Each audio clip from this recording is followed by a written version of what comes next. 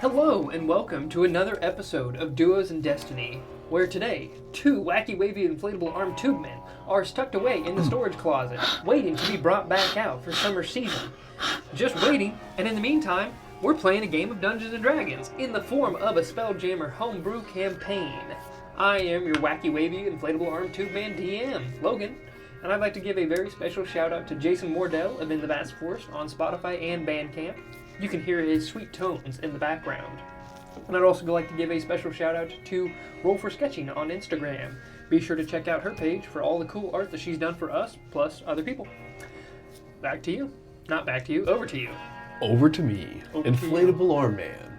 Brandon here, I'm your player, and thank you guys for tuning in to episode number 32. 3-2. Guys, congratulate Logan on doing that correctly. I did. Hey, 32. Thank you so much for tuning in. We're so pleased and happy for you to be here with us. So, don't forget to like and subscribe, comment. We'd love to hear back. That's one of our favorite things. We always get giddy every time we see comments. It's just cool to engage with everybody. There are a couple things we need to talk about.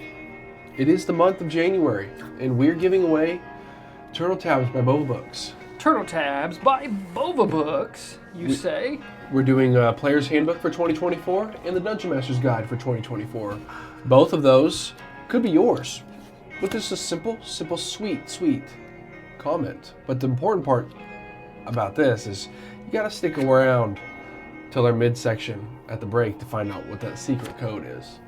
And that's how easy it could be yours for a chance to win. All you have to do is comment. It's very easy. But by the end of this month, we'll be giving away both of those. And it could be your nice little easy excuse to get that 24 campaign started. Bova Books Turtle Tabs are awesome. They are strong and stiff. They're very hard plastic. They stick super great. They're stuck on there forever.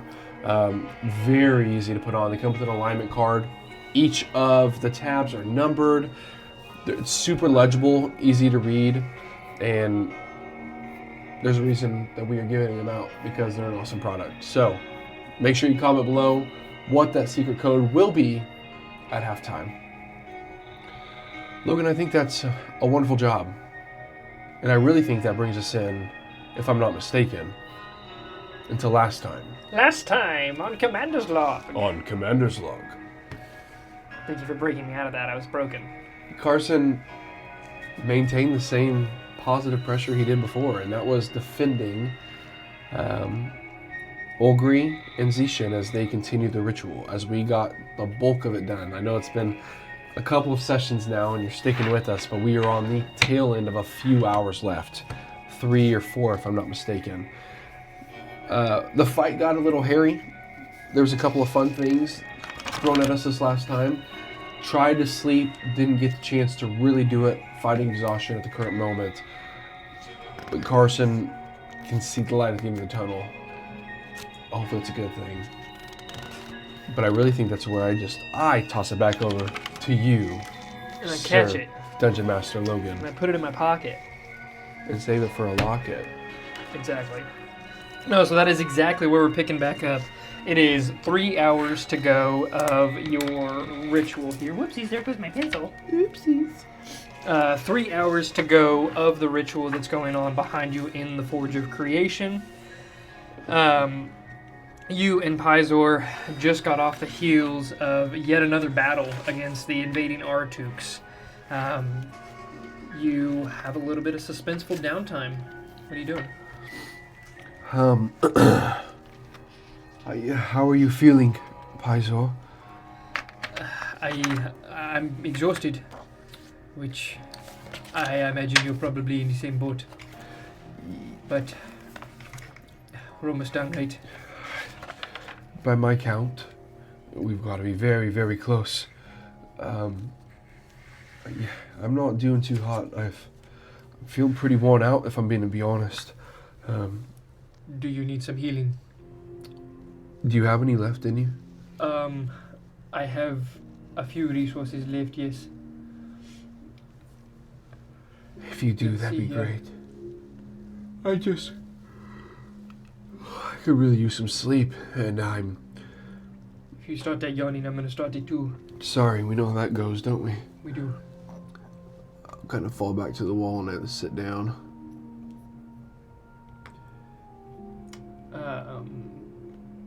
just feels like one of those moments where we just keep fighting and they just keep coming. Pizor says, Dyphus be with you. And he places a hand out, and moonbeam energy kind of blasts through the fog, hits it into Pizor, and blasts out his hand into you. And he is going to cast a 2nd level healing word. So you get an automatic +5 from the life cleric ability. And I also think I technically gain hit points, but I don't need it. I'm at full hit points. So Very nice. with a 2nd level healing word. Healing word. That is 4d4. My favorite dice. 5. Come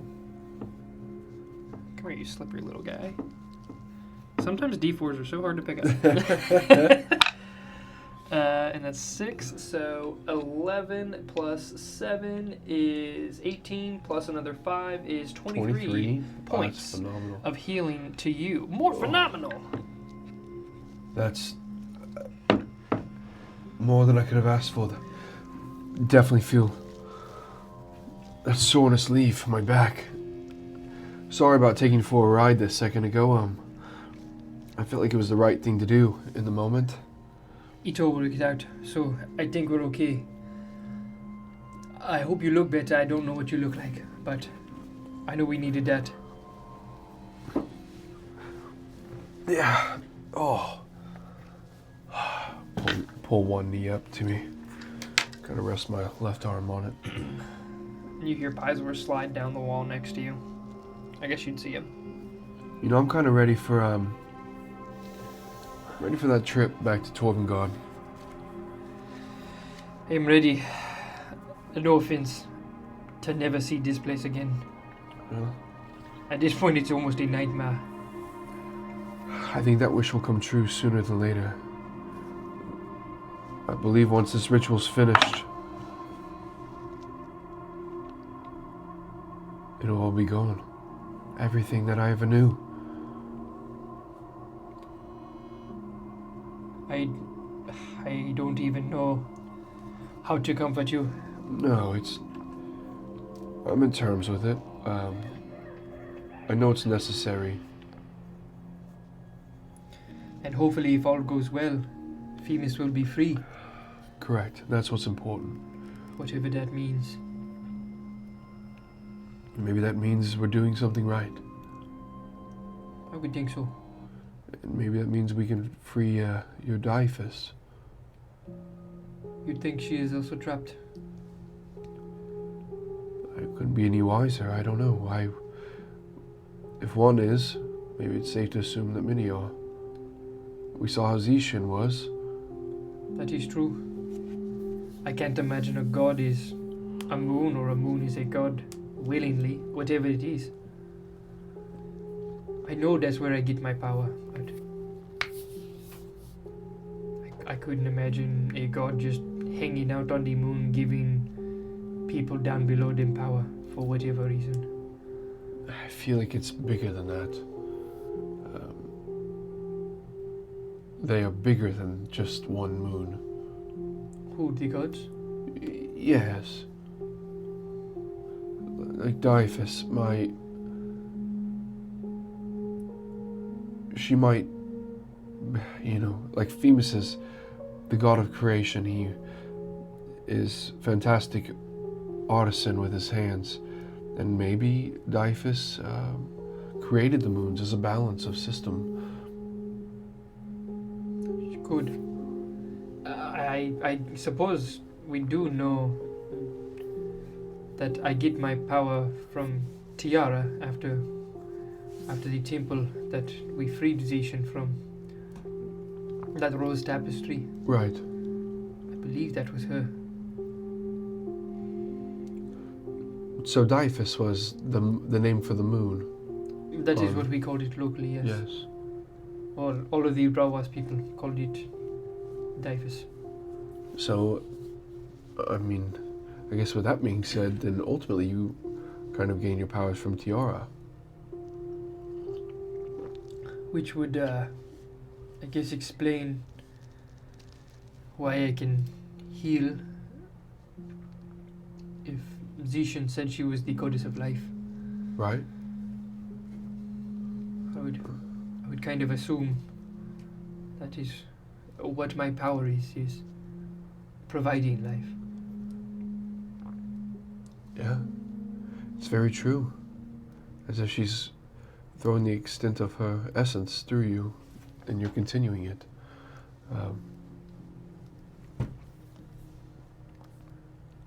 It's interesting, isn't it?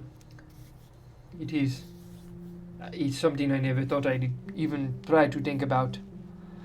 Or free a god. Meet a god. Yeah, we've met one, haven't we? Yes. That's weird. I mean, he's just a few feet from us. I don't know if anybody will ever truly believe us. I mean, even if he comes with us back, and we'll say, oh yeah, this is Zishin, the god of knowledge, and they'll go, sure. Who's that? Yeah. I don't know who Zishan is. I mean, I didn't either, so weird, huh? I don't know if anybody does. But We do now. do. All we can do is take this one step at a time. And I think we're making a difference. I hope, yeah. Otherwise, this exhausting endeavor would be worthless. You know, it's interesting because I feel like we keep finding ourselves in the situation where we think we're making a difference. And it's, it's kind of one of those things where it's like, what kind of difference are we making? The right one? You know? I don't know, these Artuks think they're doing the right thing. That To is themselves, probably- right? That's probably why they're so mad that we've killed so many of them. I know you can't see them. There are a lot of bodies around here. I can hear more. Beyond. You can hear them. Yes. Just listen. Perception check. I'm not good at this, sir.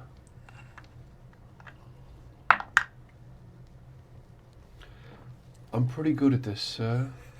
Natural 20. Really? Wow. Yeah, crazy. And I don't think I have a plus at all. In fact, if I recall correctly, A -1. I have a 19. Ah, nice. Okay. Hey, a natural 20 is a natural 20. Yeah. The two of you kind of pause your conversation and you listen in to the still silence that could only be described by a dense, foggy morning, where noise just deadens. But beyond the noise of your breathing, Pizor's breathing, you hear off in the distance just the faint shuffle of gathering individuals. I can... Oh, you're right. I can really hear the squishing of the tentacles and bodies.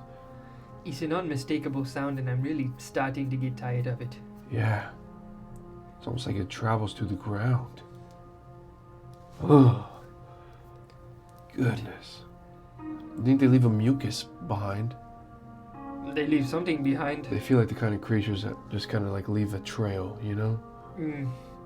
Like, if Brish was here right now... He'd probably make another goo out of them. Yeah. Hopefully it wouldn't gain sentience. Whatever these Autotuks possess of sentience is nothing good in their mind. Gosh, I just had the worst vision of looking in the kitchen and just seeing like 6 arms on meat hooks hanging from the ceiling, and then Brish just over there just like chopping one off and cutting it. Ugh. The worst part about it is I feel like if you cut these up, they would still wriggle on your plate, you know? Yeah. And Brish would probably think that's funny. Yeah.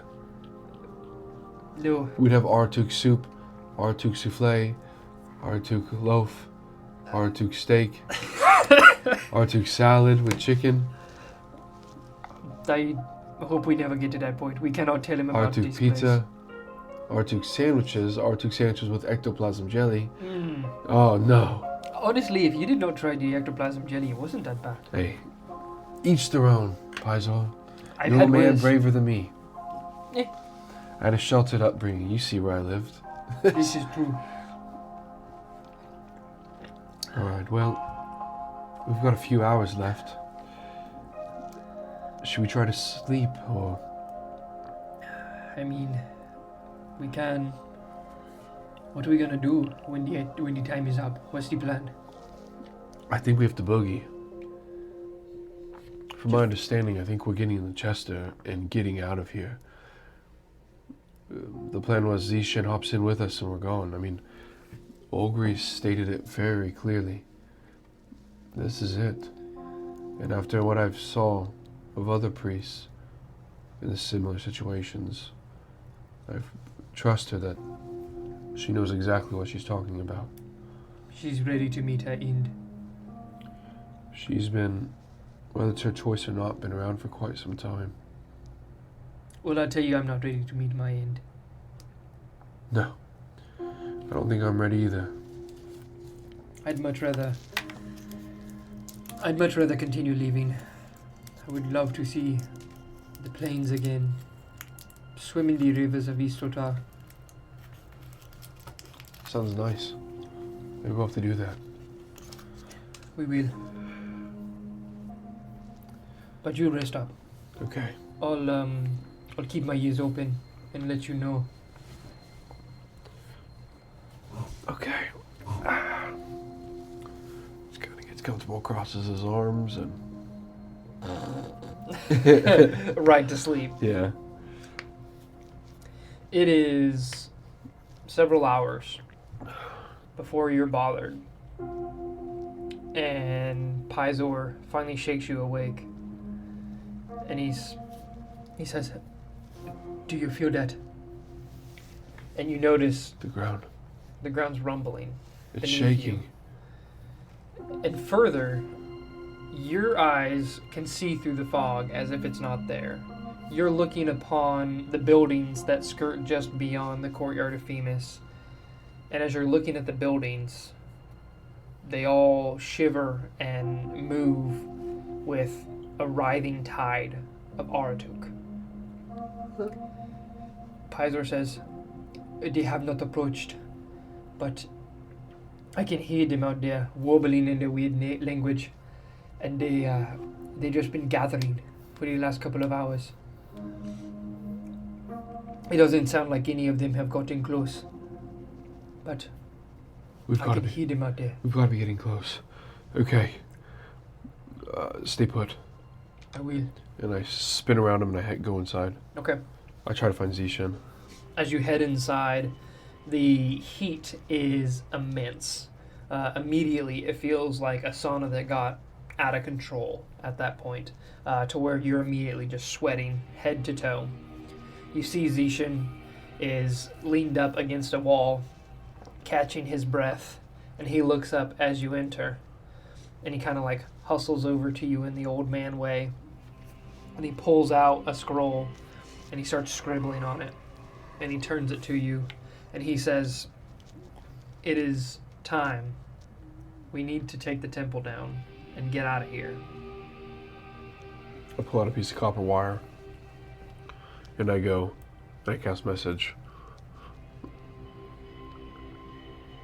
You're telling me now is the time for me to break the pillars, to finish it. Now is the time. Take it down. Let's run. I turn around. Pizor, it's me. What? I'm in your head. I cast it again, I guess. That's true. Get in the chest and get ready. Okay. I will. Where am I flying to? Just hold steady. Hold steady, okay. And you're gonna fly us out of here when the time is right. You'll have to point the way. Up is free, right? There's nothing above us? Correct. Yes, the Temple of Zishin, well, it is enclosed. You are within the mountain itself. You remember that throughout the courtyard, It's basically one massive cavern, and then behind the cavern, behind the temple, is those gardens that you and Tanthem had flown in through, through some sun tubes that basically penetrate the side of the mountain. Okay, so then I will amend that slightly, and I'll just say, prepare the Chester. I'll hop in since I can see, and I'll take us out. Okay. Where is Zishan? With me. Look to Zishan. Would you prefer to get in the chest and be ready? I'm certainly not fast. Fair enough. And I grab his arm and just don't drag him, but I guide him to the Chester, make sure Pizor gets in it, and I get both of them into position. Okay. And I go, and I just tell them both, I'll be back, be ready. For all intents and purposes, I will say the Chester is just outside the door with a faint magical hum. And Pizor kind of has the cockpit open, and he's standing just on the brink, listening intently outside. And he says, "Wait, do you hear that?" And you begin to notice there is this faint chorus of warbling chant. Oh no. And then you immediately see this red aura light up from multiple sources. I run in. Okay. Immediately. Perfect. You run in, you look to the left, and you see Ogre wreathed in flame, an entire aura around her.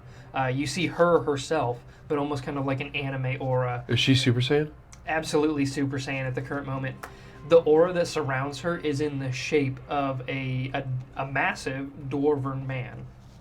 And as she is chanting, the aura of the dwarf is also moving its mouth with her. The echoing throughout the cavern is thunderous to the point where you cannot hear anything. You can't even hear yourself think.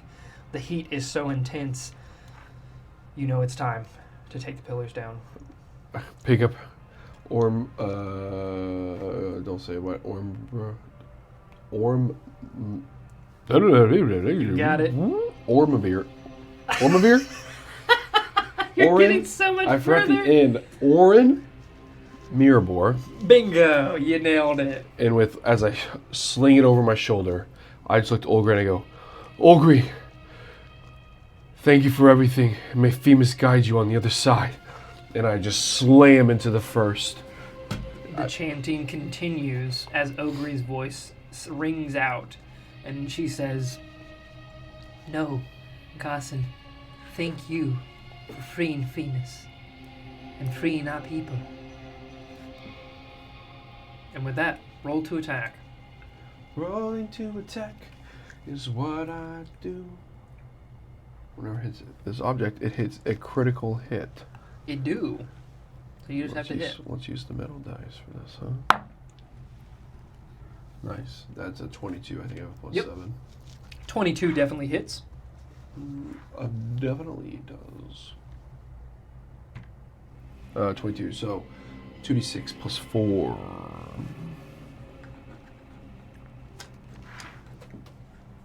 Come on. Come on.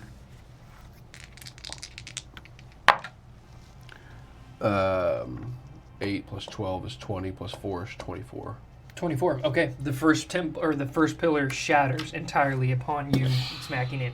It basically spiderwebs and cracks. And the spiderwebs lance through the floor, and you immediately see the floor beginning to crack beneath your feet, and like bursts of lava are starting to show beneath it. Cascading rocks fall around you. They're falling into the forge itself, and with every rock that hits it, it kind of burbles up and makes this gigantic splash like a fireball arc through the air. Next pillar. I go to the next furthest one and I spin around and just crush it. 19. 19 definitely hits. Not as good. 12 plus 3 is 15. 19 points of damage. 19 points of damage. You'd previously damaged them pretty heavily, if you do remember. Yeah, I tried to set them up right. Yep, so 19 points of damage definitely does it. Okay. As you do that, The next pillar crumbles, more spider webs lance across the ground.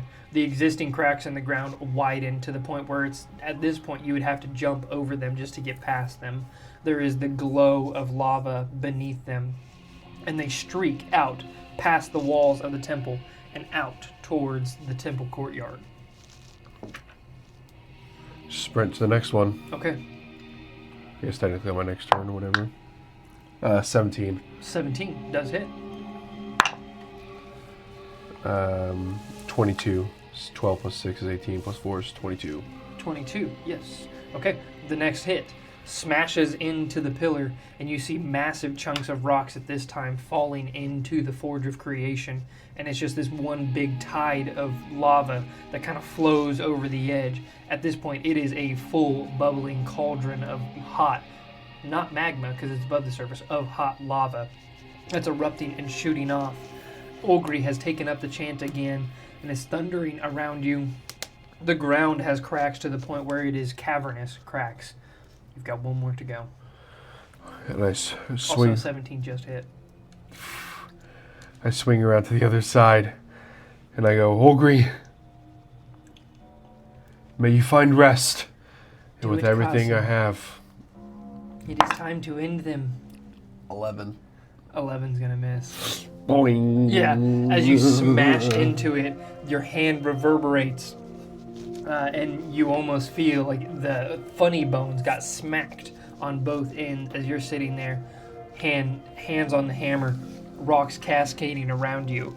I am going to have... Are you getting warm? No, I am comfortable. You take 10 points of bludgeoning damage as rocks cascading from the ceiling smash into you and kind of have you stumbling around, hence causing the miss. Catch at my shoulder. And look at it. Femus, I really hope to set you free. 25. 25 definitely hits. That's a 24. 24, right on. Okay, with the final swing, you hit just in the right spot of the pillar, and it's like a slow spread of cracks. And then all of a sudden it just and lances up the entire pillar, and you know at that point it is time to run. You start taking off, rounding around the Forge of Creation. Rocks behind you just thundering and tumbling. Pizor, it's time! It's time! You hear the chanting entirely cease, and at this point you look over and you see Ogre has fallen to the ground. The aura is stopped entirely, and she looks to you and smiles, and just closes her eyes and bows her head. As you exit the door and you jump onto the wing of the Chester, you jump into the cockpit, and Pizor's like, "They're coming!" And you see the Aratuks are advancing. The massive red energy lances are just eating away at the fog and chipping away. As the temple behind you is crumbling, you see the cracks beneath are starting to widen, and they're lancing out towards... I'm saying lancing way too often. It's stuck in my head. It's lancing with the lancing of it. It is. Of the lanciness. No, yeah, sorry. Call me out. The cracks are shooting out towards the Aratuks, and you see a couple of bouts of flame jump up and just vaporize a couple of the Aratuks entirely. The Aratuks hesitate for a couple of moments before more of the Aratuk priests fill in the places of the ones that just got vaporized. The red aura takes up again and starts slashing away at the fog. Over to you. No time like the present. Let's get out of here. Pulse up, and then I will. Can I do? Would I be able to successfully go to the garden? Yes, with a successful pilot's check. Oh, you'd love to do that to me, wouldn't you? I sure would. As there are rocks cascading around you, as the temple is literally folding in upon itself, and all of Torvengard itself, the rock cavern above you, stalactites and tights are on the top. That's for you at home. Stalactites are on the top, are falling and piercing down into the ground all around you. It is essentially a game of dodging rock, getting out of here. There's probably a better game than that, than dodging rock. This pilot's check are your spellcasting modifier plus your proficiency bonus on a d20 roll. So my spellcasting plus proficiency. Yep. I think your spellcasting would be intelligence. 6. Oh, not spell attack. You're right. You're right. Just the raw modifier. So I'd be +6 anyways. +3, +3. Okay. Yeah, so it would technically be your spell attack. Yeah, that's cool. Okay, same 6. thing, Come on. 8. 8. No kidding. I rolled that. You guys so are. bad. You peel up and away, and you see a massive stained glass window tumbling through the air, taking right down onto you, smashes into the Chester, That's not good. dealing 5 points of damage to the Chester. You hear Zishin behind you just say, "I hope you're a better pilot than that." What was the Chester's threshold? I don't think that breaks the threshold. The It's Chester. not. What was the total hit points? What do I have right now? 53. The Damage threshold is 7. Okay, heck yes. Oh, so it doesn't damage it at all. No. Right on. So you bust through the stained glass, and it goes cascading down behind you. Probably looks pretty awesome. I'm gonna be honest. Absolutely, yeah. It wasn't ideal, but In this foggy, fiery inferno of a destructing... Z should have a little bit of Temple. faith in me. That's all I have at this moment. My life is in your hands, Carson. And Femus has us both. Or the 3 of us. Okay. Miss another big rock that just flies off. Paizo reaches forward and casts guidance on you. I respect it. Is that for another roll? It is for another roll of a... what Pilot's do I call check. it? Pilot's check, thank you. My brain fog. 4 on the guidance, which Ooh. is fire, because that gives me Nice. to a 21. Ooh, okay, heck yes. You peel around the temple, taking as close of a skirting as you can Thank to you, cut the time Paizo. out. You are dodging all of the rocks and the falling falling debris of Torvengard itself. You glance back over your shoulder, and you see that the Aratuks are currently battling against the lava as it's erupting from the ground. They're fighting and trying to advance, and the lava is just vaporizing, completely eradicating waves and waves of Aratuk. You look back, pass through the fog, and you see just an endless tide covering the entire city that you once knew. Just a bristling hive of Aratuks.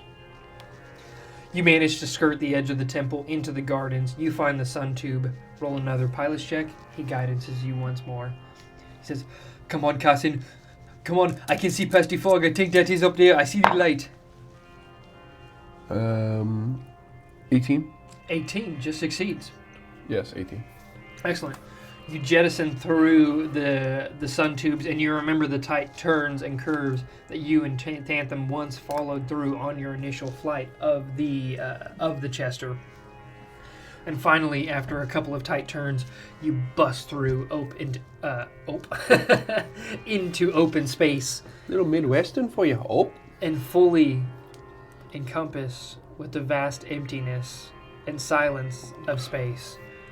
The chaos left behind you, and you can kind of turn around and see the inferno that is becoming the entire mountaintop asteroid. It is cracked with cracks run the entire surface. Lava is bursting. It is pouring down the entire exterior of the mountain.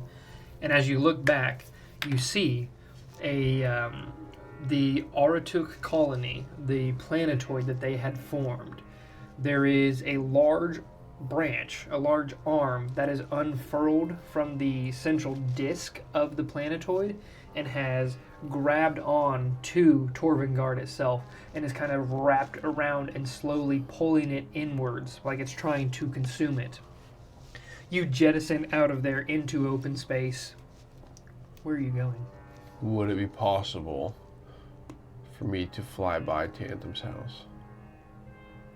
Tanthem's house? Uh-huh. That would be down at the docks. Uh-huh. It certainly would be possible.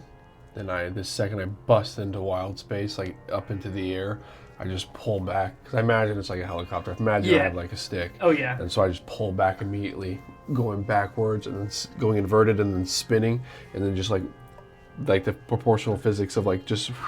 Just rocketing down the mountain Yeah. slide. Lava basically racing down beside you Yeah. like an avalanche. What's your goal? I fly by, even at a safe distance. I don't risk danger whatsoever. Mm-hmm. And one last time, I look down at the grave of my dear friend. And like one solid tear rolls out my left eye. And you hear Paizo whisper, I understand, but we have to go. He's here, and he reaches forward and just taps you on the heart. Oh, sorry, I just smacked the mic. I'll see you soon, Carlisle. May Femus watch you. And I just bust off into wild space. You peel out into wild space just in time, as you can see the cracks are starting to completely fall Torvengard apart. There is cleaves of mountain tops that is completely off of Torvengard itself. Where the cracks have pulled, where they have spread through, there's lava that is separated out and poured it off, and you see a giant portion of Torvengard just kind of floating off into space slowly. You fly away as fast as you can, as far of a distance as you can away from Torvengard, away from the Artuk planetoid. Do you remember where Tantham told you he was? Or nope. Not Tantham. Zage? Zage. Nope. And I just go, beep. Zage, we're out in wild space. We came out on the northern side. Oh, I guess the southern side just south of the docks. Go north, now, fast. Heading. Oh wait, can't answer, but I go that way. Okay. As you peel up and away, there is this thunderous explosion that you can't hear in space because sound doesn't travel in space, and I just had to remind myself that. There is a bright flash of light, and you look back just in time to see a ring, a supernova, exploding out of Torvengard itself, tearing the entire planet apart, or not planet, asteroid apart, and then like a perfect laser beam slice through the planetoid that is the Artuk colony. The Artuk planetoid slices right through the half of it, cutting it down the middle, and the entire planetoid just and then explodes as you race away from the rubble. I'm going to have you make another pilot's check.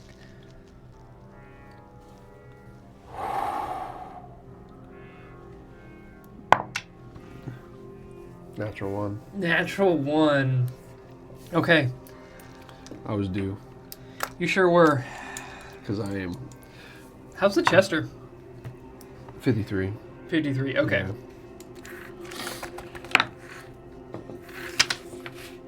43, excuse me. Okay.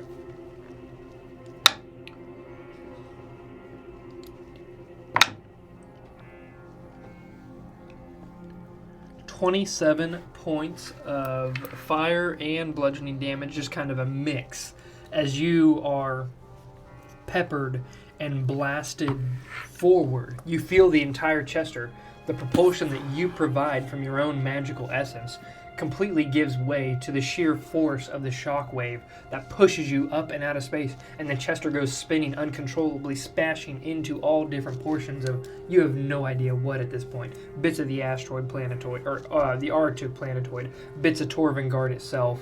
You think you recognize pieces of the building. You see Aratuks just scattered all about, just bits and pieces of them everywhere, on fire, melted, what have you. You're thrown through this debris field, and you sense spinning until you finally regain control and you blast up and out. Eventually, you see the shiny sides of the Starhammer off in the distance. We come sputtering in. There's like a little smoke coming off the right side, and it's like shaking off to the right side, and I'm kind of like doing this. There's a piece of the wing that's just kind of like shaking a little bit as I go to land, and as I go to land, it does not land smoothly. I like land and skid, and then I kind of hit the mast just slightly. It kind of like stops me, and there's just like smoke rolling out, and as we open up the cockpit, it's like full of smoke. And so as we just go through, we're just like coughing.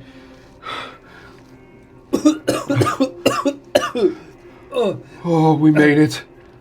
And as soon as you guys open up the cockpit, the Star Hammer just and achieves spell jamming speed in a matter of seconds. I like fall out and just like fall on my back.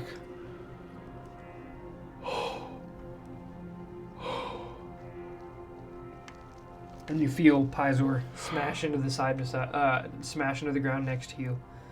And he kind of giggles. We did it. We're alive. We did it, buddy. That was... Zishen, you okay? Zishan just kind of clambers up from the edge of the cockpit. You see a hand just kind of like thumbs up. I'm okay. I can't say I've ever experienced that before in all my ages. But we're alive. And the other two break out in laughter. Oh, gosh. What in the gods are we doing? That was so close. I think we're saving a god, Carson. It almost got annihilated. I was starting to lose faith in your piloting abilities, I'm not going to lie. I almost Are you took kidding the me? reins. Did you not see me make it through the tunnels? Barely. Bar- Do you see the Chester? Look Do you at that see thing. us right That now? thing is not flight ready anytime soon. The sonic boom that came from the explosion, what did you want me to do? I couldn't have done anything. Okay, I won't give you such a hard time. Zage, we're alive. I see you. I'm glad you're alive. Does Brish have food ready? I am I can tell him. starving. What time is it? It's oh man, okay. Half past bedtime? It's, if I'm not mistaken, I'd should have be to noon. remember. Okay, yeah, I was thinking it was either 9 or noon. think It was it's noon. 9 when we last left off. So it is noon. You are correct, because we had 3 hours to go. I suppose it's lunchtime. He'll have something ready soon. Sweet. Paizo, what do you say? And you look Snacks, over and lunch, Pizor's asleep. belly's full. Pies. Hey, Zage, can you send, Hakeda, Rio, just send all of them to grab Paizo and take him to his quarters? Understood. Zishen, if you want to follow me, I'll show you where you can stay, and then I'll show you, oh no, I did, of course, he rode the ship. Yes, yeah, he has ridden on the Starhammer previously. And I think I had offered, Carlisle's room. Yeah, I believe you did. I think so. Yeah. If somebody calls out if I didn't, but Zishan, I'm gonna go eat something and then find my way to my bed. I think I'm just gonna find a bed. Very well. I don't know what comes next, I don't either. but you've done it. We've done it. Let's get some rest and we'll discuss what happened afterwards. Okay. I'll see you when I wake. Good rest. You as well. Great job. Thank you, Carson. Find my way down to lunch. Okay. To the lunchroom. You see that Brish has just toiling away in the kitchen. He has some kind of sandwich prepared with a side of pickles. Oh, Carson, oh my goodness. And he rushes over and gives you a big old bear hug and just starts squeezing every little bone. And Brish, that's a little tight, buddy. Please let me go. I can't breathe. oh, sorry. I just got really excited because Goodness, Brish. I was so stressed. I kept cooking, and he kind of like gestures over, and you see basically a full spread, like a lunch that could feed a king. Is that a brownie blondie mix? Yeah, I asked your mom for the recipe last I saw her. Nobody makes him quite like her. Yeah, that looks great. Oh man. You gotta Did tell you me make- everything. Blueberry bread. Yeah, I did. I was hoping. That's awesome. And I go up and I grab it and I rip off a pretty good piece and I just start eating it. And I sit down, I drop my maul like too heavily. Instead of like setting it down, I kind of like drop it, shakes a little bit. I don't even know where to begin, Brish. Oh, from the start, I want to hear it all. All I could see was, oh, he was terrifying, Carson. That big arm from the planetoid, it like reached out and it grabbed on to Torvengard, and then everything just started moving. It was like a big crawling mass of the Aratoks just flooding into excuse me, It's okay. of flooding into Torvengard, and it just wouldn't stop. I thought you were a goner for sure. We did kill, I don't know, 10 or 12 of them. You got all of them. You're right. In the long run, Femus did. Olgri sacrificed herself in a ritual that I believe at least freed one chain, if not the chain, I'm not sure yet, of Femus. It was a 24-hour ritual. Paizo and I had to defend the gates.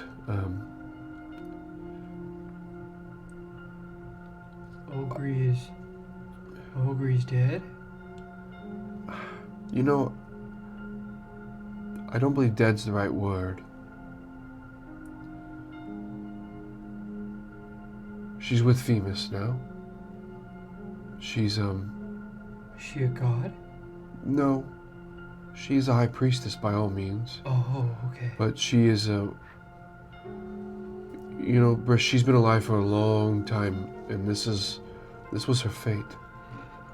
And she willingly accepted that and informed me. This was her calling. I mean, I guess in terms of the way to go out, that was pretty cool. Yeah, and that was from her. You should have seen her in there. She had this red glow about her. It looked just like Femus, like an astral projection of him surrounding her, over the top of her, like she was one with him, both chanting. I've experienced heat and hot before, but this was like a different level. Almost as if, you know, you walked through fire itself. Carson, you're so cool. That wasn't me. That was all Ogre. I just did what was requested by her. And Bizor too. Man. I hope it worked. I hope so. Yeah. Because that was a lot. Yeah. And like, there's no going back now. There is nothing to go back to. Yeah. That place is gone. Torvengar's gone. This is home, officially now.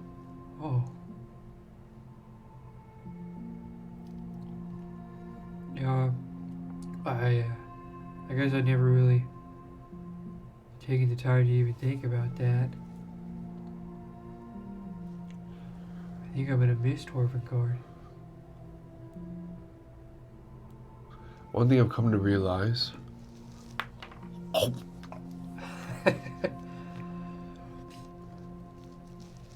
Through travels, home isn't a place, it's a people. And these are my people. You're my people. So this is my home. That's inspiring.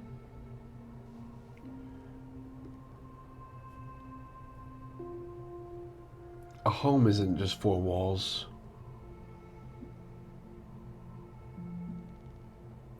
The soul of a home is its people. Carlisle helped me understand that.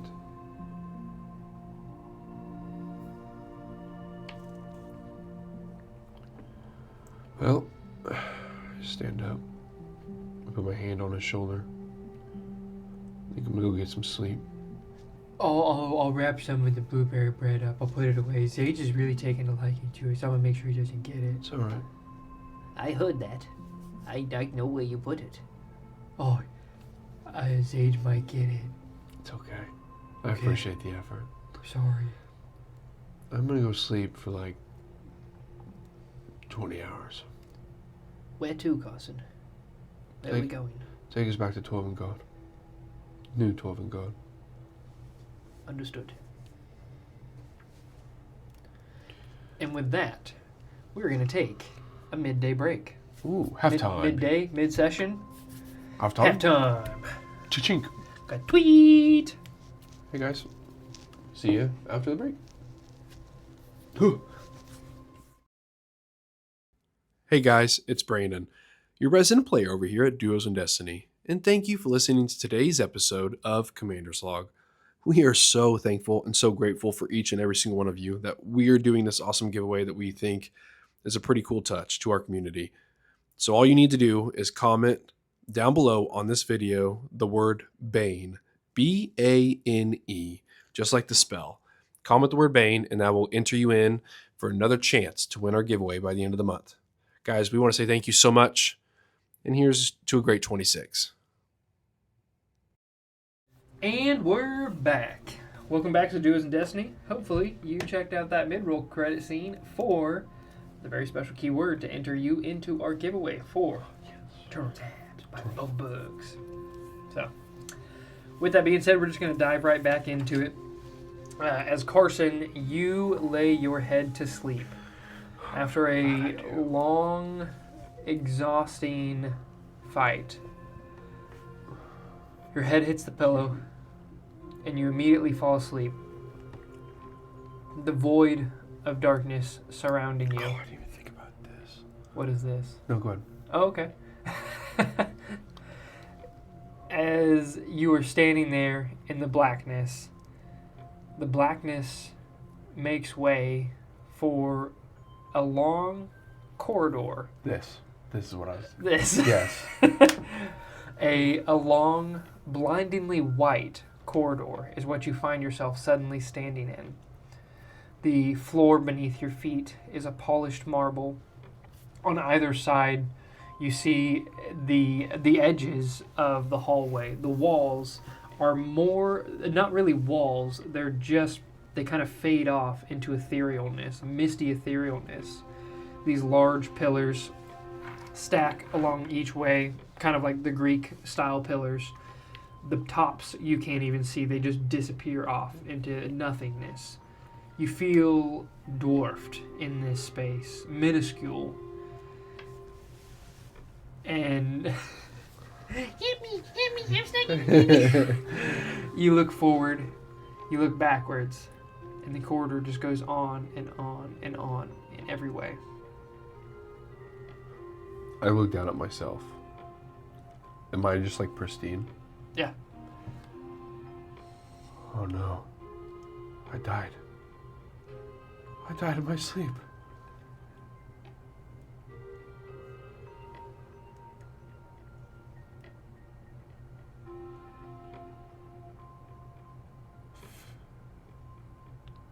Femus is calling me again. Femus. Approach. And I start walking. Okay. You walk for what seems to be far too long. The scenery around you, you're walking past pillars, but nothing ever changes. And then finally, the pillars open up into this large atrium, a gigantic circle around you. The pillars still dot the exterior. You look behind you, the corridor is completely gone. You're just standing in one large circular room. On the opposite side of you is one central throne. On either side of that central throne, the thrones can only be described as divinely crafted. They are pristine, shiny, almost hard to look at with how beautiful they are. There's one very large central one, and then two off to either side. Next to the two thrones, there are three other smaller ones. Everything is completely empty.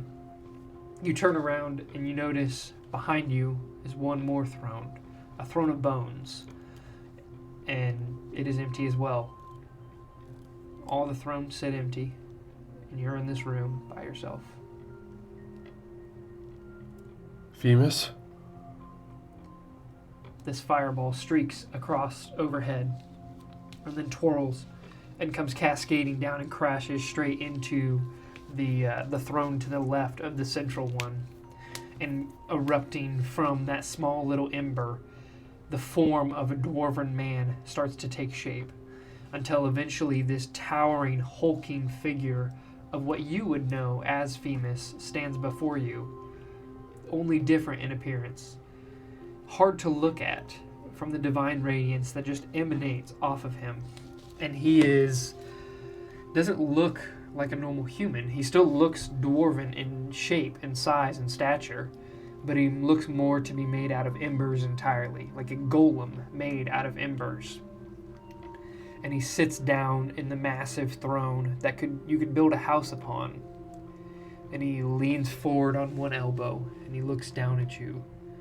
He says, "It feels good to be free, Carson. I owe you far too much for all that you've accomplished." Femus. And I drop down to one knee, and then I lower. "Stand, boy. There is no need for you to kneel before me. I am free because of you. You have no idea how good this feels." And he rubs his wrists where you know his shackles once bound him. And it's by the work of many, Femus. By the work of many, but orchestrated by you. I am humble. Or rather, I am humbled by your kind words. I'm glad to see you in your rightful state. It is an honor and a privilege, and I do not take it for granted. It is an honor to have you before me, as I would not be here if it were not for your actions. But I come here bearing bad news. Our work is not over yet. The Ascanari push for their power. They have killed my family. My brother lies dead. And he points back towards the throne of bones that sits behind you. My brother is dead, and they have supplanted him in the foul mockery of godhood that they have claimed. And yet, ever they stretch for more power, hungry, but hidden from my eyes.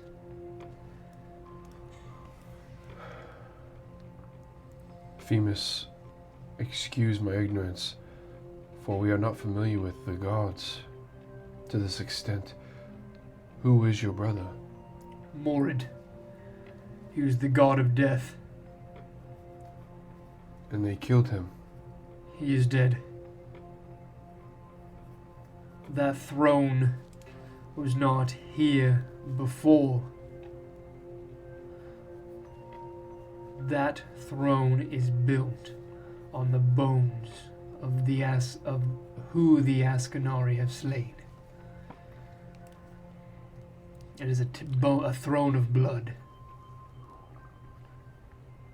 So are you saying that throne is controlled by the Ascanari elves? They have a seat of power. They do. Can you destroy it? I cannot. Their power is tethered not here on this realm, not on your material plane either. I have my suspicions of where they are. On my plane, what does that mean? The material plane. The physical world that you walk in. Torvengard. Hollow crystal sphere. That is the material plane. And they are somewhere else. They are. I believe they are on the astral. The only place where our eyes cannot turn to. A place beyond the gods themselves. Until they have figured out a way. So what do you ask of me, Themis? What is the next steps? The Ascanari threat ever grows. But that is not the greatest threat to me right now. My followers, your countrymen, those that dwell on New Torvengard are in danger as we speak. My followers are winking away. I feel them disappearing from my worship. Not of their own volition. Something is taking them from me. And I don't know what that is. What could do something like that? Like it's handpicking them from the plains. I would hate to know.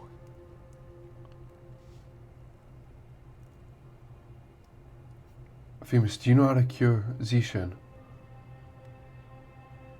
Zishan has to find his own cure. The journey he must be on now. And if you accept him alongside you, I know no one better than how to learn to become a god than you.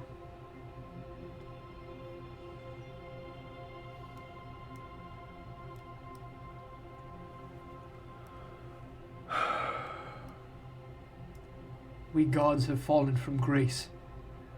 Our worship is threadbare. Even now, in all of the might I stand before you, I can feel the embers fading away, the fires burning low. My worshippers slipping away, one by one. So then you must... It's important, when we get back, we must come up with something. We must devise a plan in order for you to show your power, that you are free again. To show the people that Themis lives. That power is you, my son. We gods locked ourselves away from the material plane ages ago, when we nearly tore the world apart. They called it the Chaos War, because that is what we saw. We wrought upon the planet.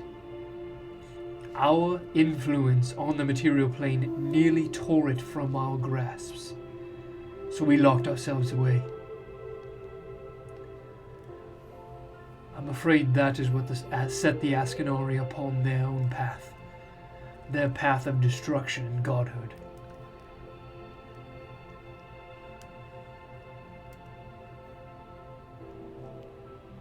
Okay. So I need to devise something to help show your power. I need to do a very large demonstration in front of everyone. When I return, we're on our way there now. That would be appreciated.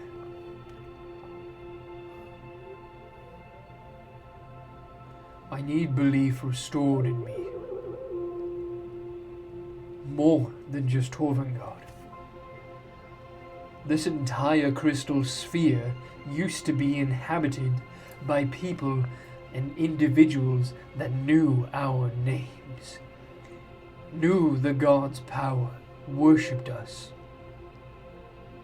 That way we could keep the evils at bay that threaten our society now.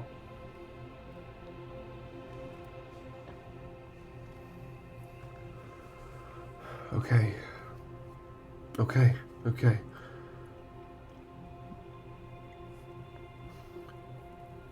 So you're saying I should find the Ascanari elves in the Astral Sea?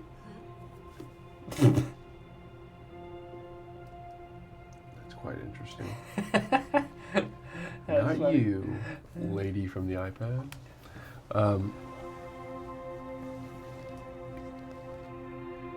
Shall we find these elves? Is that the next step? Or do we try to free other gods in order to help gain power? in the right direction before they can get to them first. If there are other gods left, then yes. In Zishan's temple, there are a handful. Who?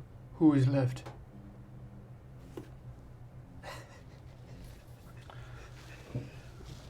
That was days ago.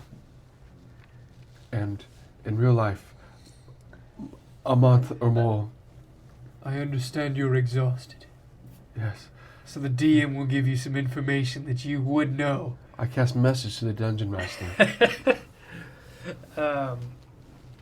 You remember, golly, I'm going to have to look at my own notes just to make them all correct. Look, ladies and gentlemen, it's like you who wants to be a millionaire, right? You can always phone your DM,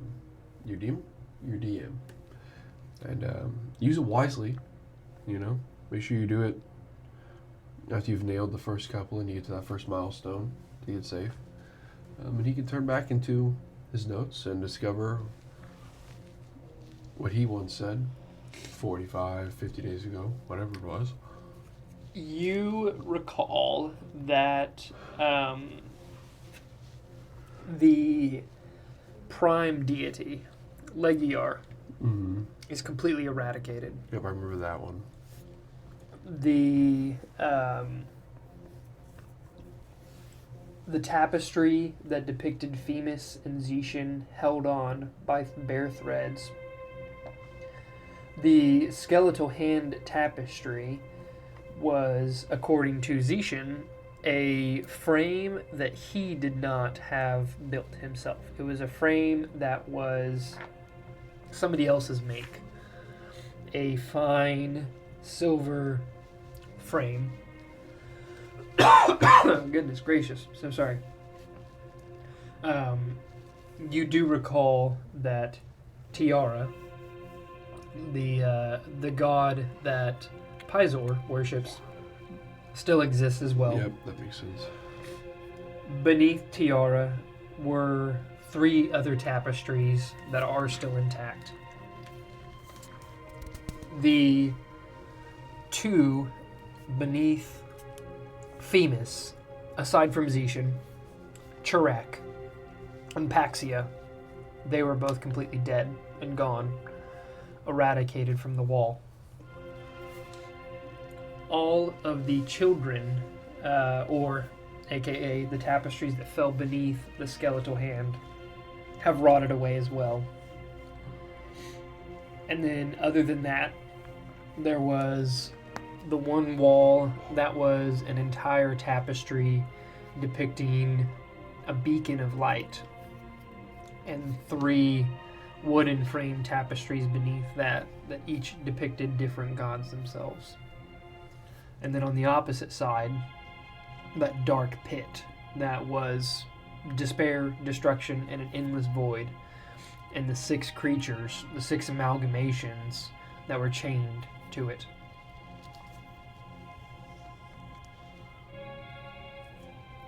So the one with the light and the 3 sub ones underneath that were all appearing to be living? Yes. Okay. And I think Zishan had said the light went out. He said Marisha.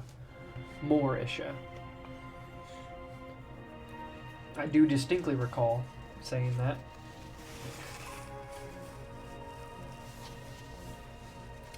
He also mentioned the names Chirac and Paxia being his brothers and sister, who were dead and completely eradicated. But Tiara and the gods that fell beneath them, I do not believe they were ever mentioned, aside from Tiara's name. And you would know the one of despair was Vasodir.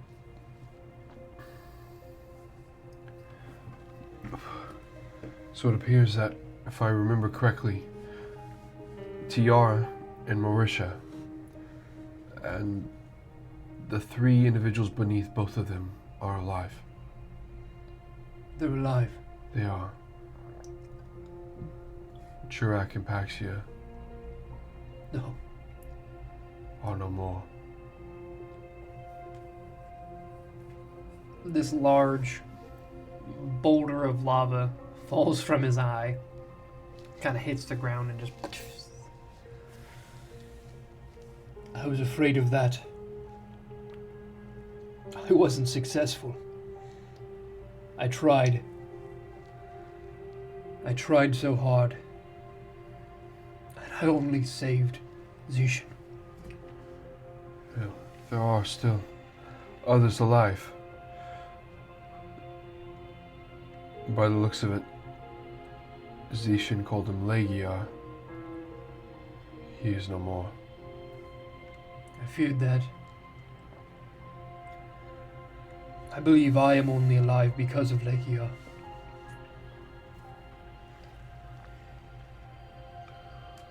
What do you mean?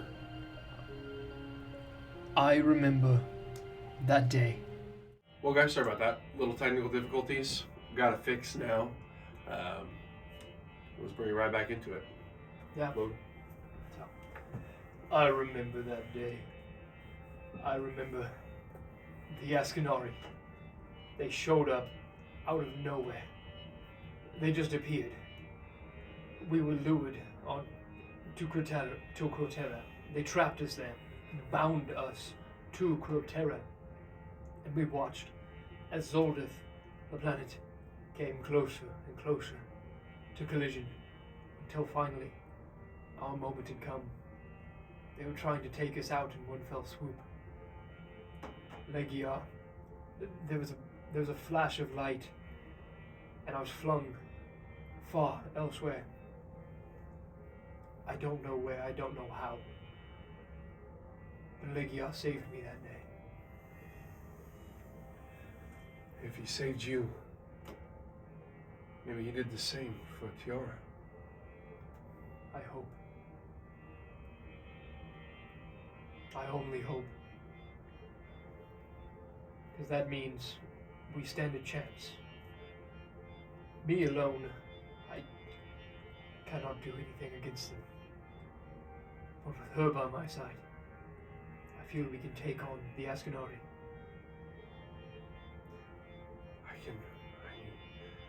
I need to find her. Where do I find her? Where did you find me? Found you in the temple. Walked away in the forge.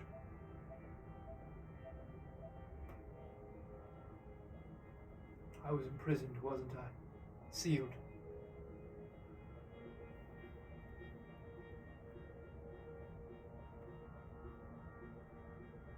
Something of their ritual must have been successful to get us in that place. But if she lives on, if I live on, there's still hope. Yes. Okay. We have to push back the evil that is encroaching upon the Hollow Crystal Sphere. Take it back from whoever's taking it from the Ascanari. Make sure these invaders, like the Aratuk, do not come back. Yes, sir, I can try. I can try. We will do it. You will do well, just as you always have.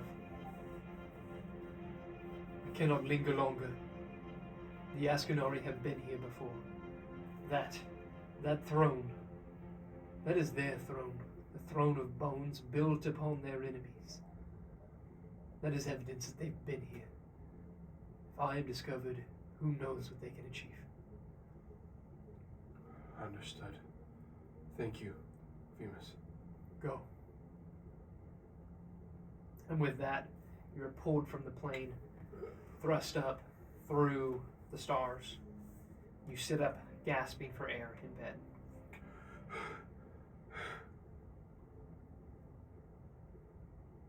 Femus lives.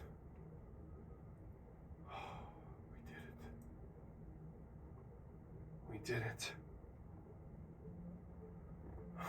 Smile kind of comes across my face, and I just collapse back, smiling into my pillow.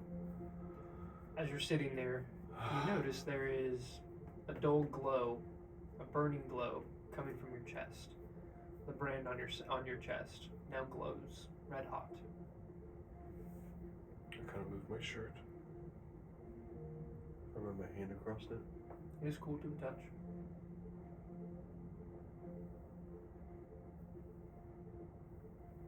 He lives. Hal has kind of crawled over to you at this point and studies you curiously. Femus lives, Hal. Femus lives. And I just lay back. You continue to sleep for a few more hours before you hear the noise that Brish makes as he's preparing breakfast. I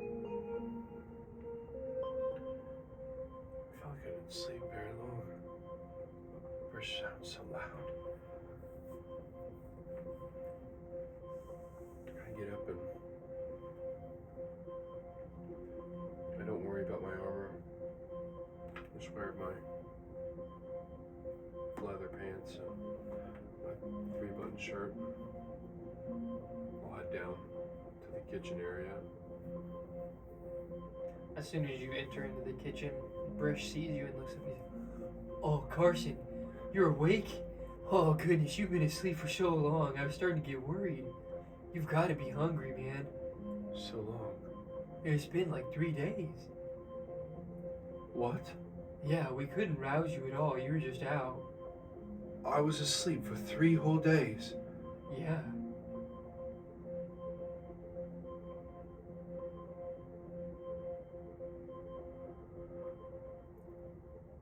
Well, I do feel better. You look a lot better. Is that coffee I smell?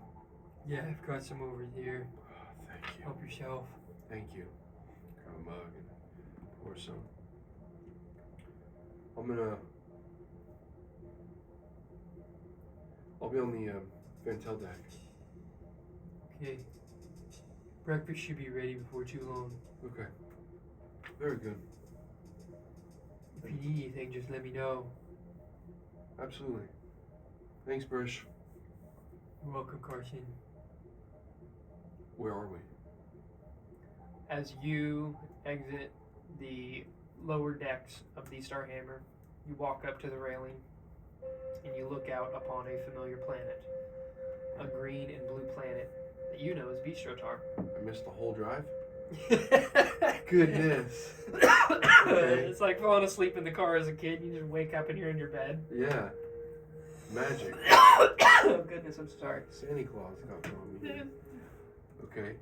As you look out upon the planet, you see the green moon of Dyphus hovering over the planet, the small gray moon of Nida that you once visited, orbiting as well.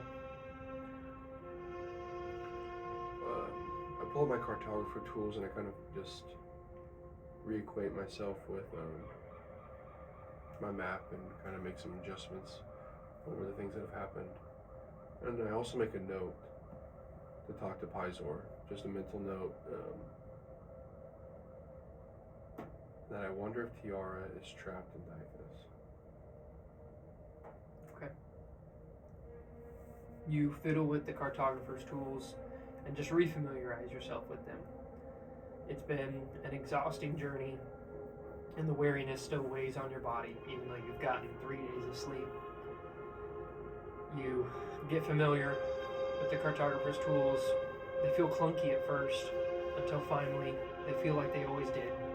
Like the lessons that you and Carlisle once shared. Goodness, I can't speak. That you and Carlisle once shared. And it brings you back to those moments. You find peace there upon the deck. Until eventually you're called for breakfast.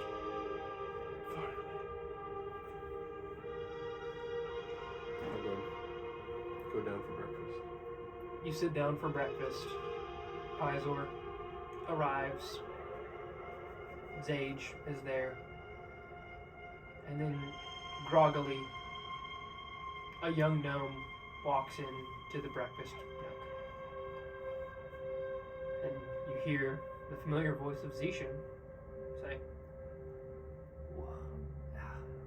"Oh, that felt good. I needed that sleep. Oh, goodness. I feel stiff." What are you staring at? How do you keep doing this? You go from young to old to old to young. Zishan, you look And he picks up a plate, a shine platter, a fourth of your age. and he looks at his young reflection. He's like, I had a dream. Me too. I met with my father. Me too. I remember everything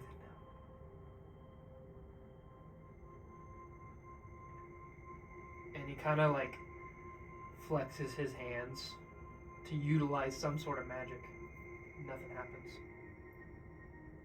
He says, "But I'm still useless." No, you're not. No one can take away that. You are the son of Themis, the god of knowledge. Some god. I have no power. We'll find it. I promise you. We'll find it. I trust you. Where do we start? We must find Tiara. The goddess of life. Yes. We must find her. Make sure she's free. Pizor speaks up. He says, "Where are we going to find Tiara?" Well, I have a feeling that you've been telling me the whole time. You worship Diphis. The moon, yeah. I wonder if she's trapped there. Like Themis was. Yes. Trapped in the moon. Yes, in the same way Themis was trapped in Torvengard. Just a hunch. There is a long lost oration. It was passed upon by Dimaga. That moon was not always there. That moon did not always hover above the skies of Visrotar. That is why we started to worship it. It brought us strange powers. It changed the world when it arrived. And we changed with it. Yeah. That is very important information, Pizor. I hope it helps. I think we might be on the right track then. Good. Let's have breakfast and we'll go visit our people for a little bit. And then go from there. Okay. Yes.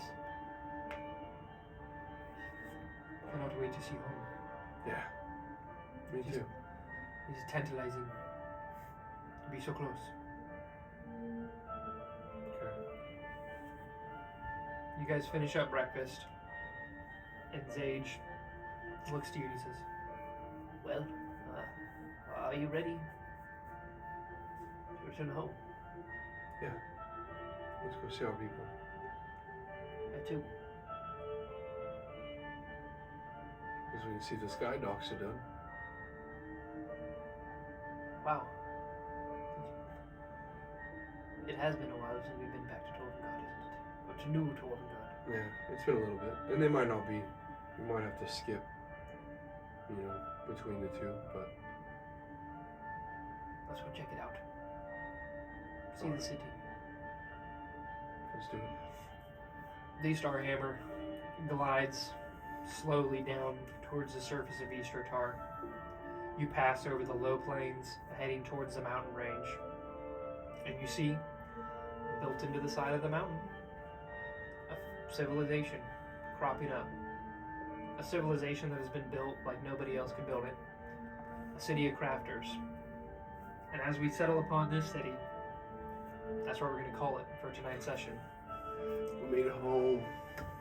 A bit of a shorter session, especially compared to the last couple battle sessions, but I find no better place to stop it than right here as you come home. Yeah. So, with all that being said, from the dream, from the fights, from the destruction of Themis, you are now level 9. Hey. Thank you guys so much for joining us all the way out here to episode 32. Is that backwards? Oh no. 32. I think that's right. Thanks, guys. Thank you for coming along with us for this journey. If you want to see your way out, by all means you can. If you like the other side of D&D about leveling up, stick around. And before you go, Ooh. make sure you get in the comments. And make sure you drop that keyword that we released during the break. Yeah. That way you guys can get entered into the giveaway for the beautiful, beautiful Turtle Tabs, the 2024 Dungeon Master's Guide, and the 2024 Player's Handbook Yes, sir. tabbed guide. So make sure you get down there, comment down below, and just start a discussion. Tell us how you're liking the show. Without further ado, let's level you. Nitty gritty. Coming up from level 8 brings you to level 9. Hopefully the Blood Hunter gets something cool and fun at level 9. 2. Yeah, that's all right. It's okay. This takes me to You've done better. 96 overall. Just shy. It looks like I did. I got Grim Psychometry. When you reach 9th level, you gain a supernatural talent for discerning the secrets surrounding mysterious relics or places touched by evil. Whenever you're doing make an intelligence check, history, check to recall information about the sinister, tragic history of an object you are touching or current location. You have advantage on that check. At the DM's discretion, a suitably high roll might cause your character to experience a brief vision of the past connected to the object or location. Oh, that's really cool. That is. That'll be really fun. I can't wait to implement that. And then you said I got a feat. Yes, you have gained the Divinely Favored feat. Given to you from Themis. Bestowed upon you from Themis. A godly boon, one might say. Okay, that one's cool. Okay. Sweet. Well, it looks like I need to... Oh, and I have another spell I can pick on top of that one. So Nice. I'll need to look at those a little bit Heck before yeah. next session and Yeah, pick those goodies. absolutely. So, Well, kind of simple there. yeah, that's Simple awesome. until I research a little, kind of what I want to pick. So, guys, thanks for tuning in to episode 32. That was the nitty gritty of leveling up to level 9. Thanks for joining us. Don't forget, catch us on Saturdays for the long rest and next Wednesday for Commander's Log. We'll see you very soon. See ya.